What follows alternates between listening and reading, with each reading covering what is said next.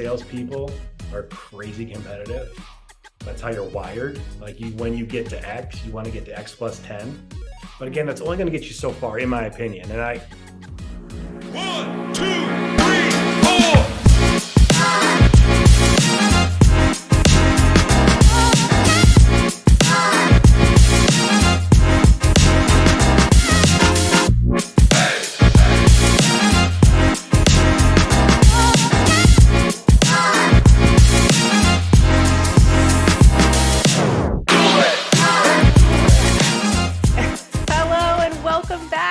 To another episode of today's Medical Sales Leader. I'm so glad to have you here.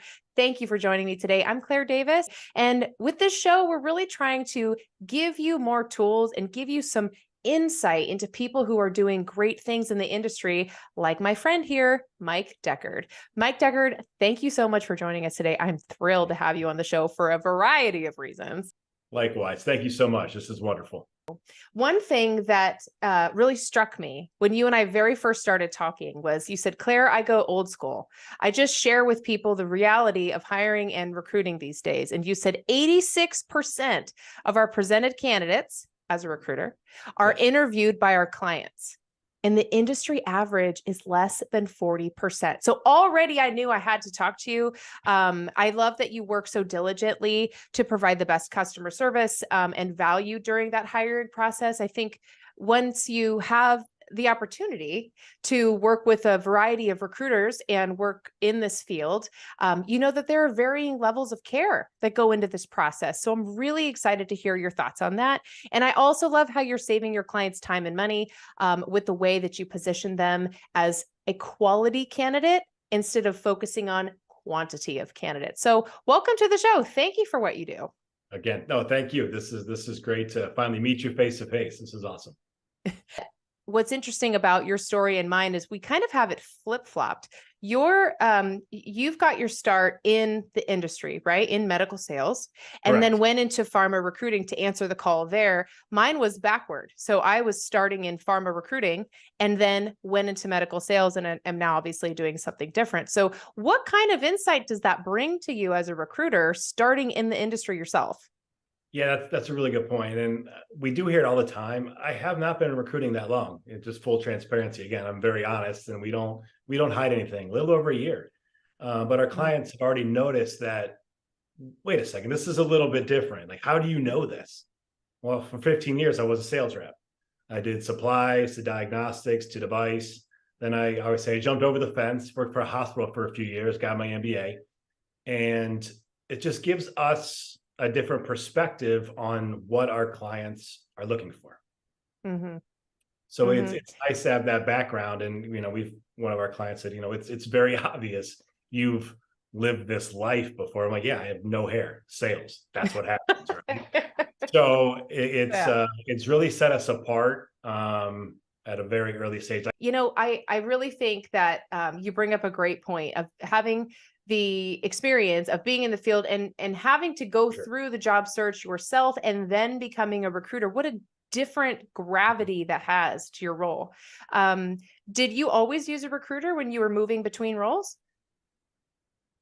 First job.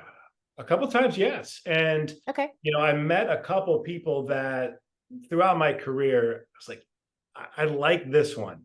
I don't like this one. And then you go back, now that I'm doing it, you think of, okay, why?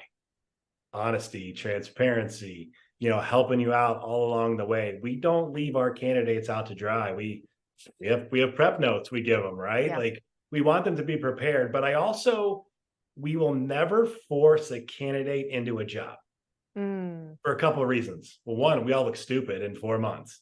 When Claire's not happy in this job, they're mad at me, then the client's mad at me, and then I got to work for free. Like then my boss is mad at me, right? So it's got to be a win-win for all parties, meaning the client and the candidate. It's not about us.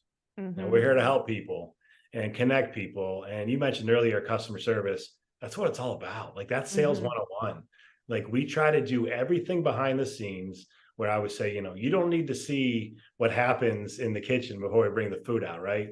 We have a 4-step process with my teammates and I that really drilled down to that. You mentioned the quality, not the quantity. That's what it's all about. That's why you pay recruiters. We do all the dirty work for you. Yes. Well, and I remember the surprise that I had when I would hear things from people when they had a perception of what recruiting really was, not actually knowing, like, oh, well, they just take a cut of my of whatever I'm hired for that year. And it's so easy, when in reality, the true blood, sweat, and tears and time that goes into recruiting is significant. My mother owned our recruiting business, and I remember every single day, every single vacation we went on, she was on the phone, making sure that she was coaching a candidate, or if someone didn't show up, that, she was making sure that she could coordinate all that, or listening to a hiring manager who was really struggling to find the one. But what I really appreciate is the ethics you're talking about too. Yeah. So, as in any role, when we're trying to make sure that we're keeping the business alive and keeping the business thriving, I mean, you do have to place candidates, but you can't, it's not ethical to just place them, because you've got to hit that quota. You've got to fill those seats. And I really respect that about you. So when you are looking maybe at what you want to, how you want to prep some of these candidates, right? Because you're wanting to make sure that it's not just they're positioning themselves as the perfect candidate alone. How do you also make it a good match? So it is great, ethical, sound hiring. And like you said, in 4 months, we're not back to the drawing board. Yeah. That Spider-Man gif or whatever was like pointing at, we don't want that. Like, and we're not trying to be transactional. We want to build a long-term partnership, right? Because in your business, it's all word of mouth, right? And it all goes back to customer service and treating people the right way. I remember when I started in sales right out of college, living at home, and my dad worked for Sherwin-Williams for 30 plus years. And I came home, fresh out of college, and I'm like, man, this is, it's like, you think this is easy? Like, sales is brutally hard. That's why there's a chance to make good money, but just do the right thing and treat people the right way. And that's what happens over time. That's your job, my job, any job. I think I tell people sales is everywhere, right? But that's what's so important. So, we don't want to, what's the word? I don't want to overhype a candidate, but you don't want the candidate to tell the client, the hiring manager, whoever, something that's not true just to get the job. Because again, it's all going to come back. We all look silly, right? So we always tell them to focus on your experience and your success, how you overcame objections, and how does that apply to the current job? Because that's legit. That's an apples to apples application for the interview process. I don't want to glaze over that. For anybody who's listening right here, I don't want to glaze over what you just mentioned, because it's so important. And it's what I deal with constantly with positioning people by their value, and something that I see every single day. So anybody who's thinking back to their resume now and saying, oh no, I don't have a lot of value in my resume, don't sweat. It's okay. And you're not alone. But resumes have come a long way to where now it's really about talking about what that value is that you're ready to deliver to the target. And I like what you're saying here, because it is about expressing that value versus, hey, I'm an incredible salesperson. I've done all these great things, but you have to take it that next step, right? You've got to talk about why it's relevant. For sure. And a lot of times I'm seeing this, I don't know if I 100% agree with it, but everyone wants specific experience. I get that, but I'm also a firm believer that good salespeople are good salespeople. It's about building those relationships. And I said it 1,000 times already, customer service. It's what it's all about, right? Yeah. This is your career, but if we're working on a salesperson and I see a resume that has no numbers or rankings or awards, that's a problem, right? And we'll work through it. And another thing we see lately is, I don't know if it's AI or what, these form-fitted cookie cutter resume templates. They're very obvious. Like, we don't want to see that either, right? So again, I would say each job you have, and hopefully you don't have a lot. Like, we want to see some tenure. And I understand Mm-hmm. COVID destroyed the medical industry. So there's always a story that we want to uncover too, where you see 8 months, 7 months, year and a half. Most likely it's a pandemic, which, you know, I totally get that. But again, just make sure you have a story or a specific experience in each job that pertains to what we're trying to hire for now. Mm-hmm. Mm-hmm. And it could be an aha moment or how your perspective changed, anything like that. Just have a good story to provide that value to the hiring manager or company. Mm-hmm. You know, that's such a brilliant point, because stories really do stick. And that's never changed, right? The AI, Never, come what may, never. stories never change. Not And real. so a lot of times I feel like it kind of, this portion of what we're talking about can be kind of logged under the unsung hero aspects of working with a recruiter. Because a lot of times we think, okay, I'm looking for a job, I'm going to talk to Mike here and he's going to connect me with the right one. But simultaneously, I mean, and I'm sure you are, you're talking with the client about, you know, well, is your story sellable? Is this the way you want to present yourself to this particular hiring manager? Your resume needs a little work. So what are some other things that are incredibly valuable to people to work with the right recruiter? Like, what are some of those things? I know one thing we talked about recently was the confidentiality, you know, and the discretion of this relationship you have with a recruiter that can really do the legwork for you while you're still employed. Yeah. And a lot of times, you know, you think you know the right people for a job, but sometimes you don't think about it. I'm talking as in a hiring manager's point of view, where, and I say this, recruiters have all these fun tools to find people. And I would joke, it's legal, it's all legal. But it's something we can find anyone. And a lot of times, back to the confidentiality, you know, I've had people come to me and say, hey, I want to talk to this specific person, but that person might be nervous, because it's a very small world, right? So use a third party like us that I can have a conversation to kind of open that door a little easier. Yeah. And I think that, and just so everybody knows, and this will be in the notes and in the show as well, Mike is with Morgan Benjamin Search Group. And I really respect the level of legwork and the level of care that you take with your clients to get them in right fit roles. So I think you were telling me about a story of a VP of sales not too long ago, where you were helping them in sort of this, it had to do with the confidentiality. Can you remind me of that story again? Yeah, no, it's kind of what I mentioned. They were unable to talk to this one specific person, and they came to me, which one, I was very honored. Like, that's a big time position, right? And we treat all the positions the same, you know, top to bottom, left to right. Like, you're changing lives and you're helping people. That's rewarding no matter what the base salary is or what the role is, right? Yeah. So I just reached out, and I was able to, you know, connect with that person and then connect the two parties just to have a conversation. That's all I had to do. And again, it's so rewarding and fulfilling doing this job that I don't see myself doing going back into sales or any other role that I've had previously.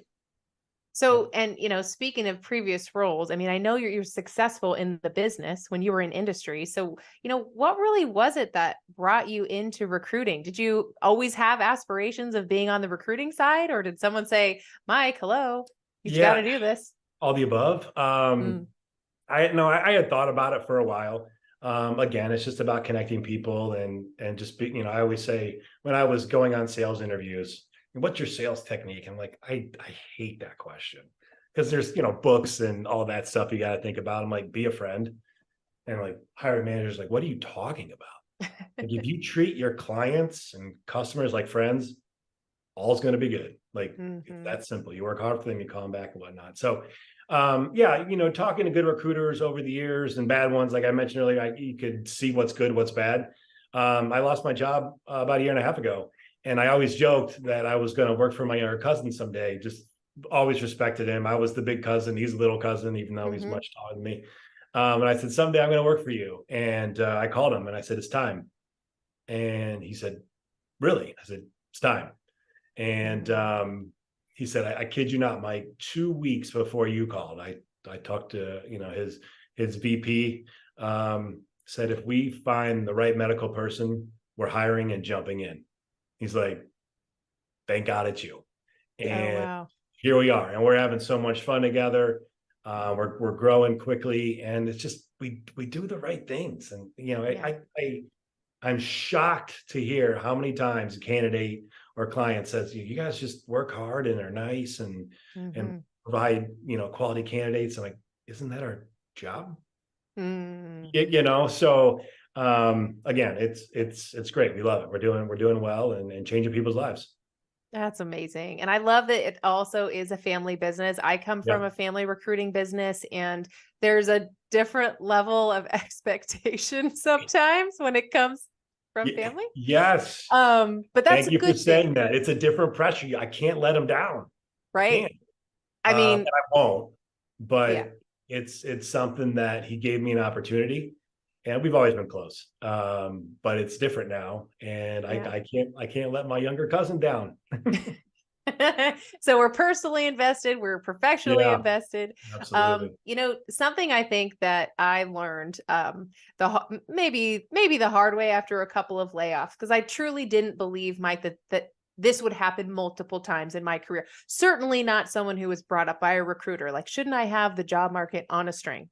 But what I recognized too was that I couldn't put all of the work on the shoulders of my recruiters. Nice as they were, hardworking and vigilant as they were for great opportunities for me, I learned that there were things that I needed to bring to the table to help them sell me better, including a resume, of course. But I know that there, at least in my experience, there were things like following up and making sure to thank them and making sure to give them the time of day and that ear when there were opportunities that may or may not make me, be a good fit. So what's some guidance you can give everyone listening today who says, hey, I've worked with recruiters before. Maybe I haven't nurtured that relationship as I should, or maybe I could approach it so I could give my recruiter a little bit more to go on when they're selling me to a hiring manager. What would you tell them? Yeah. For you're talking the candidate's point of view. Yeah. Yeah. I would say, make sure, in some of our notes, this is not going to answer the question perfectly, but I'll start here. A lot of the world is virtual. Make sure you dress appropriately, right? That's just a little note that we give them. Business, not business casual, like business professional, even that. But make sure, I kind of alluded to it earlier, make sure your resume is buttoned up, right? Make sure in the interview, bring the passion, like bring the energy, know your why. Why do you want this? Right? A lot of times when we're screening candidates, I ask simple, why? What's your why? Why do you want this? Right? And some industries, and I can tell you a story when this literally hit me right in the face, that you're chasing the dollar, right?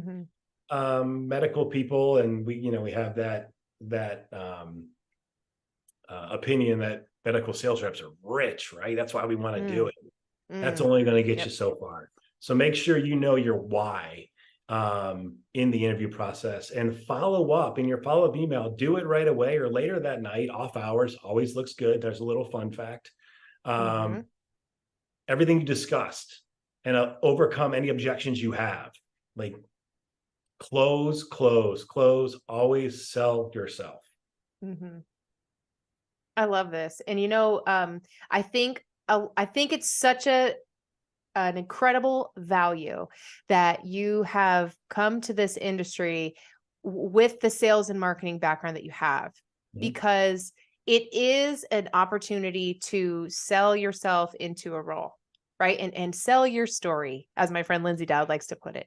And boy, does it make a huge difference. Yeah. Let me, if you don't mind, let me kind of talk about that why again a little more. Like, yes, I think the best salespeople are crazy competitive. That's how you're wired. Like, when you get to X, you want to get to X plus 10. But again, that's only going to get you so far, in my opinion. And I remember I had a wonderful mentor when I was in the device world, and she told me, she's like, I was younger and dumb and whatever, and hopefully I'm still young and dumb, according to some people, and said you got to have that more, that why.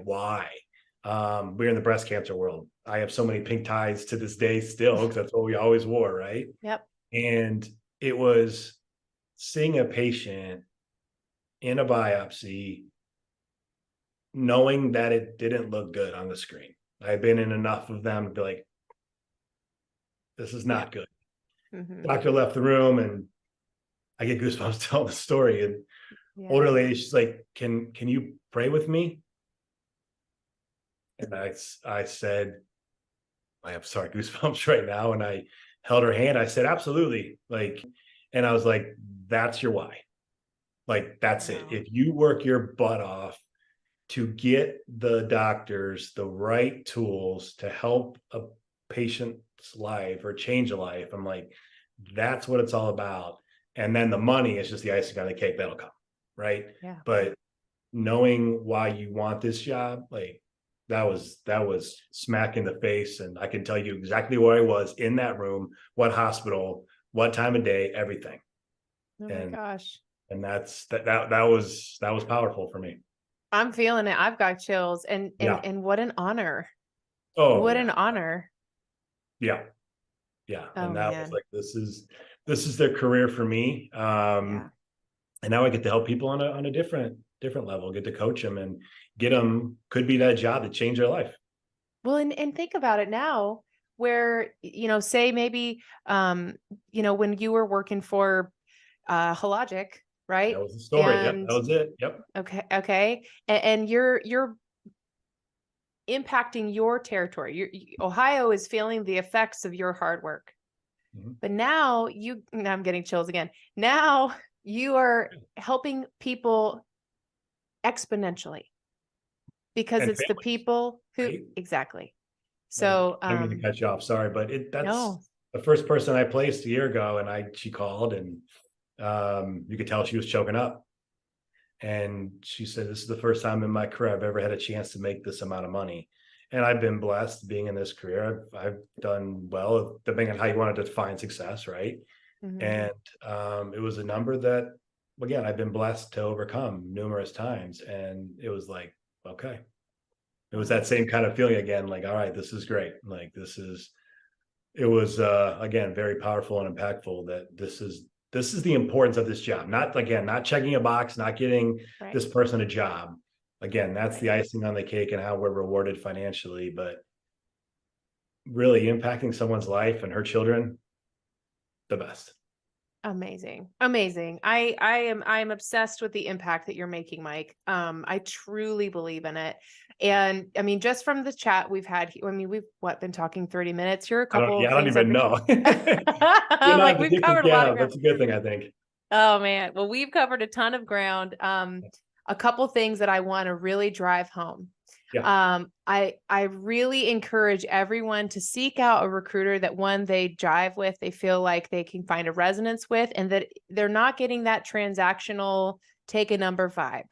Because for anyone here, especially if you're in healthcare, you know that this business is built on relationships, and that includes the one you have with your recruiter. So do your due diligence, ask your friends, call Mike and see if you can find one that does it with a good heart and with the ethics of hiring. I implore you.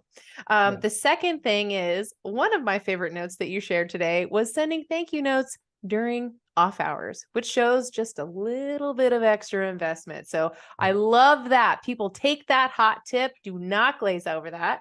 And that got me a job one time, just FYI, it did. Did it really? It absolutely Of course it did. It did. Oh, geez. I think I had, again, bad hair joke, but I did have hair long time ago. And I literally drove from Detroit back home to Ohio, emailed the guy that night, and he's like, that's when you became the top candidate. I love it. Oh, what a good story. Was this for Hologic? That was diagnostics. So that was, which is now Abbott. It was many different M&As that became Abbott.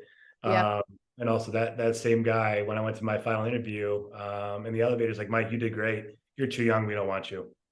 And that's another good example that, and I was young. I was very young to work for a manufacturer. But when you hear no, that's when the party starts. And I love that. I told him, I said, here's the deal. Give me a chance. I'll be your top rep. And I still have crystal awards over there in my office from that company. So amazing. That's the challenge. Like, go for it. Like, they say no, ask why. There's that why again. Yeah. Well, that was the last thing I was going to bring up too, is really truly ask yourself, what is your why? Why are you here? And what's interesting is, so coming from the resume side of things, I've worked with a couple clients who wanted to transition out of healthcare, and in a couple cases, in the case I'm thinking of, it was to go into a SaaS company. And their reason was sound. They said, I can make more money over there. And I said, okay, we'll position you for what you want, whatever you're feeling called to do. Yep. And 9 months later, ring, ring. Hey, Claire, while I thought I was chasing the dollars, I would rather take a pay cut and come back to touching a person's life. Talk about a why he didn't even know he had until he left it. So, so really cool. And I know there are amazing SaaS companies out there too, but I do feel that it is worth finding your why. I think that's brilliant advice. It gets you up in the morning. Yeah, absolutely. Well, listen, you guys, we are not done with Mike Deckard here by a long stretch. We are going to take a break, however, and in the following episode, we're going to give you a few more of his tips and tricks that you can use to really set yourself apart from the pack when it comes to positioning you for the roles that you want. So thank you so much for joining us today. And I cannot wait to have you back on the show and hear more of your stories, Mike. Thank you so much for joining us today. Thank you very, very much. And thank you guys for joining us too.